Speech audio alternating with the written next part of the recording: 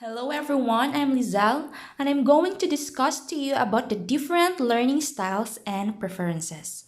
So what is learning style? Learning style is the way a person processes, internalizes studies, interprets and changes new and challenging materials. It is also defined as the preferred method of learning and processing information for students. So why are students' learning styles important? As teacher, it is important to know our student, especially their strength. Teachers should know what is the best way to get an individual student to process and absorb information. We, teachers, can then use that information to help our students succeed academically. Knowing your learner's learning style helps them to be more productive, increase achievement, be more creative, improve problem solving, make better decisions, and learn more effectively. So we have here the Memlitic style. Memlitic comes from the two words memory and athletic. The Memlitic styles recognizes that each of us prefers to learn in different ways. So there are 7 Memlitic learning styles. First is visual or spatial. Second is oral or auditory musical. Third is verbal or linguistic. Fourth is physical or kinesthetic. Fifth is logical or mathematics. Sixth is social or interpersonal. Seven is the solitary or intrapersonal. So let's start with the visual. Visual or spatial, visual learners prefer using pictures, images, graphs, charts, logic, puzzles, and spatial understanding. So visual learners' information is learned through space and direction. This visual learning style is the popular learning style. Next is the oral or auditory musical. Learners prefer using sound and music. They make the most of sounds, rhymes, jingles, and music. As we all know, music at its best creates an emotional connection. The emotional connections to sound and music leads to better comprehension of the child. Next is the verbal or linguistic. Verbal learners prefer using words both in speech and writing. So teachers should make a roundtable discussions, classroom debates, and more sharing of ideas. These verbal learners are natural-born speakers. The next one is the physical or kinesthetic learning style. So learners prefer using body, hands, and sense of touch. So as teacher, we should give students the opportunity to walk around and stretch, provide class activities. Hands-on learning methods using manipulative and different projects. Next is logical or mathematical. Logical learners prefer using logic reasoning and systems. When teaching, let's give the logical thinker a clearest explanation possible. These types of students enjoys working on problem and figuring out the answers to the problem. They prefer lessons that are very objective in nature. The next one is social or interpersonal learning style. Learner prefers to learn in groups or with other people. As teacher, we should develop small study groups and peer-to-peer tutoring sessions. There are students that love or learn better when they are in a group or with other people. So we should present opportunities for students to work and learn from groups or others. The last one is the solitary or interpersonal. Learner prefers to work alone and use self-study. The next one is the done and done learning style model. So we have here the done and done learning style model. So we have the 5 done and done learning style.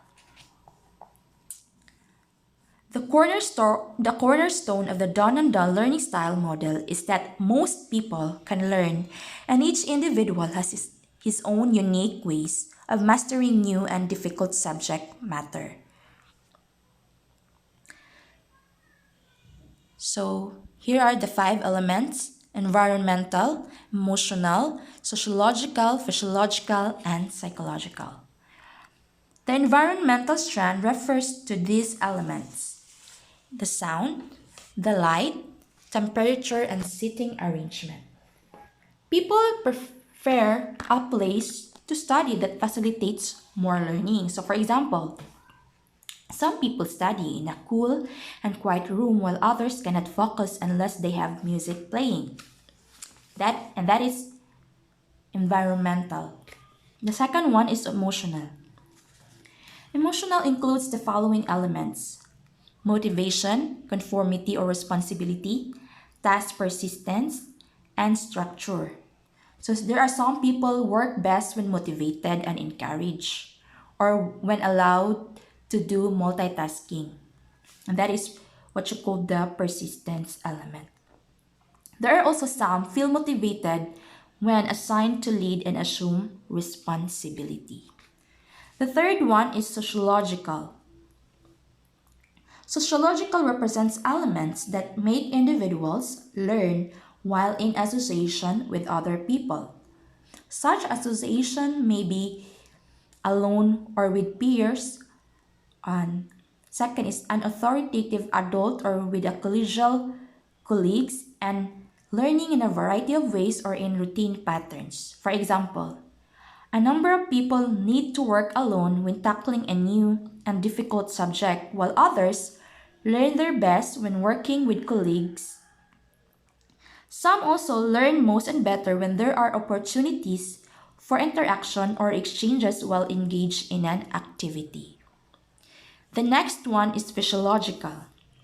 The elements in this strand are perceptual. As you can see here, perceptual elements: auditory, visual, tactile, and kinesthetic. We also have here the intake: eating or not while studying, time of day energy levels, and mobility: sitting still or moving around. For example, some people prefer to study at night, accomplishing more on a quiet environment, while others find it easier to complete tasks in the morning as part of their daily routine. That is the time of day element. The last one is the psychological. This element is In this element, we have here the analytic versus global, impulsive versus reflective, and hemispheric. So the hemispheric element refers to the left and right brain processing modes. The impulsive versus reflective style describes how some people do something or resort to do something before thinking, and others scrutinize the situation before moving an inch. They are more careful with their decisions. Global and analytic elements are unique in that these two elements are made up of clusters of elements from the other 4 strands. The elements that determine global and analytic processing styles are sound, light, and seating arrangement, which is the environmental, and persistence, emotional, sociological, preference, and intake, which is physiological. And that's all for the done and done learning style model. Differences among students' learning styles. Learning styles vary in more ways than one. There are 4 factors that significantly differ between groups and among individuals. We have here global versus analytic processing styles, age, gender, high versus low academic achievement. So first, we tackle the global versus analytic. When learning new and challenging topics, people tend to have one or more processing styles, which is the global and analytic. So global learners prefer to work in an environment with soft lighting and informal seating. These people or global learners need breaks, snacking, and mobility and sound. While analytic learners, they they work best when there are no interruptions, or if ever with few, they prefer a quiet environment and little or no snacking. These analytic learners prefer to work in an environment with bright light and formal seating. So the majority of the young children are global processors. Next is the age. Learning styles vary and change with age. Some learning styles are developmental and they change as people grow older. These styles elements are sociological, motivation, responsibility, and internal versus external structure. Children tend to prefer to work with peers instead of alone. They prefer an authoritative to a collegial teacher. The auditory and visual perception elements strengthen with age for many people. Next is the gender. Boys and girls and men and women tend to learn in different ways.